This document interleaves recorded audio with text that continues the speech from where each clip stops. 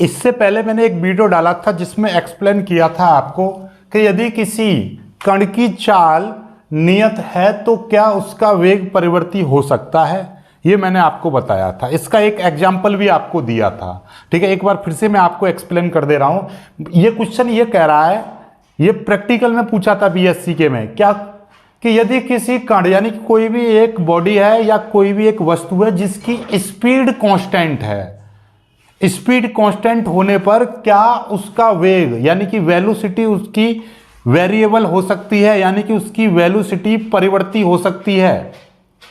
बिल्कुल हो सकती है। ठीक है, इसका आंसर है यस, हो सकती है। इसका उदाहरण क्या है?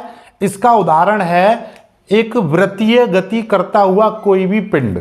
जैसे मैं एग्जांपल के तौर पर देखिएगा, इसका उत्तर हो गया यस, बिल्कुल हो सकता है। ठीक है, यदि किसी कण की चाल नियत है तो उसका वेग परिवर्ती हो सकता है। क्यों हो सकता है पहले समझो। चाल में क्या होता है? चाल में सिर्फ और सिर्फ आपका दिशा नहीं होती, उसमें केवल परिमाण होता है। क्या होता है? परिमाण। और वेग में क्या होता है भाई? वेग एक सदिश राशि होती है, उसमें परिमाण के साथ साथ दिशा भी होती है। ठीक है, दोनों चीज होनी चाहिए। तो यदि चाल कांस्टेंट है तो इसका मतलब यह है कि उसका परिमाण कांस्टेंट रहना चाहिए केवल और केवल, और वेग कांस्टेंट है तो उसका मतलब यह है कि उसके परिमाण के साथ साथ उसकी दिशा भी कांस्टेंट होनी चाहिए। यदि कोई पिंड वृत्तीय गति पर यानी वृत्तीय पथ पर गति कर रहा है, मान लीजिए यहां से ये 10 मीटर प्रति सेकंड के वेग से चल रहा है, यहां पर पहुंचा, यहां पर भी 10 मीटर प्रति सेकंड का वेग है इसका, यहां पर पहुंचा, यहां पर भी उसका वेग 10 मीटर प्रति सेकंड है, और यहां पर पहुंचा, यहां पर भी उसका वेग 10 मीटर प्रति सेकंड है। तो इसका मतलब यह है कि यहां पर देख रहे हो इसका परिमाण तो बराबर है। ठीक है, परिमाण बराबर है तो मतलब वृत्तीय गति कर रहा है और इसका परिमाण बराबर है, तो इसका मतलब इसकी दिशा कैसी है, यानी इसकी जो चाल है, जो चाल इसकी कांस्टेंट है, यानी कि इसकी नियत चाल है। यदि कोई कण एक वृत्तीय पथ पर 10 मीटर प्रति सेकंड के वेग से गतिमान है तो इसका मतलब यह है कि उसका जो स्पीड है वो कांस्टेंट है, मतलब उसकी चाल नियत है। ओके, क्या इसका इस समय वेग भी नियत है? जरा देखो, इसका परिमाण तो भाई बराबर है, यानी परिमाण तो अभी भी इसका समान है, लेकिन दिशा समान नहीं है, दिशा वेरी कर रही है। यहां पर दिशा इधर है, यहां पर दिशा इधर है, यहां पर दिशा इधर है, यहां पर दिशा इधर है। तो इसका मतलब यह हुआ कि इसकी दिशा कांस्टेंट नहीं है।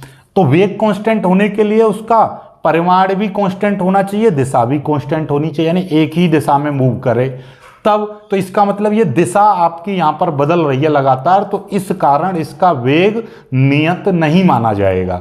हालांकि कांस्टेंट रहेगा, लेकिन उसकी दिशा बदलने के कारण वेग को कांस्टेंट नहीं मानेंगे, तो वेग यहां पर क्या माना जाएगा? परिवर्ती वेग माना जाएगा। ओके, समझ में आ गई बात? तो ये हो गया।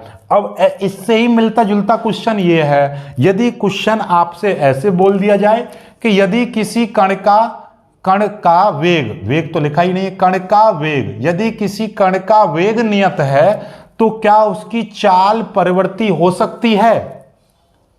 यदि उसका वेग, यदि ये कह रहा है कि यदि किसी कण का वेग कैसा है? नियत है, तो वेग नियत होने पर क्या चाल परिवर्ती हो सकती है? नहीं हो सकती। चाल परिवर्ती कभी नहीं हो सकती। यदि किसी कण का वेग नियत है तो चाल उसकी परिवर्ती कभी नहीं हो सकती। क्यों नहीं हो सकती? भाई वेग नियत है तो इसका मतलब यह है कि उसका परिमाण प्लस दिशा दोनों फिक्स हैं। दोनों कैसी हैं? एकदम फिक्स हैं। और चाल क्या कहती है? चाल ये कहती है कि भैया उसका केवल परिमाण फिक्स होना चाहिए।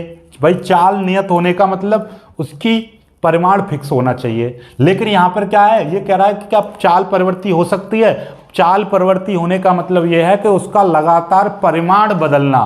तो परिमाण तो नहीं बदल रहा, क्योंकि भाई वेग नियत है। यदि किसी कण का वेग नियत है तो उसका मतलब कि उसका परिमाण पहले से ही नियत है। ठीक है, परिमाण पहले से ही नियत है, तो और उसकी दिशा भी नियत है, तो उसका चाल अपने आप में नियत होगी। क्यों होगी? क्योंकि चाल में तो सिर्फ परिमाण होता है। जैसे किसी ऊंचाई से कोई पत्थर गिरा दिया जाए तो वो मान लीजिए 10 मीटर प्रति सेकंड के वेग से नीचे की ओर गिर रहा है, तो उसकी दिशा भी फिक्स रही नीचे की ओर। ठीक है, और वो गिरवी एक फिक्स ऐसा रिलेशन से जा रहा है यानी, तो इसका मतलब ये है कि यहाँ पर उसका जो चाल है वो भी आपकी नियत होगी, चाल परिवर्ती नहीं हो सकती है। ठीक है, दोनों क्वेश्चन आपको अच्छे से समझ में आए। वीडियो को लाइक करके शेयर कीजिएगा। इसी तरीके के क्वेश्चन आपके दिमाग में हो या आपके कोई भी डाउट हो तो कमेंट कीजिएगा, आपका वीडियो बनाकर उसको एक्सप्लेन किया जाएगा। जय हिंद।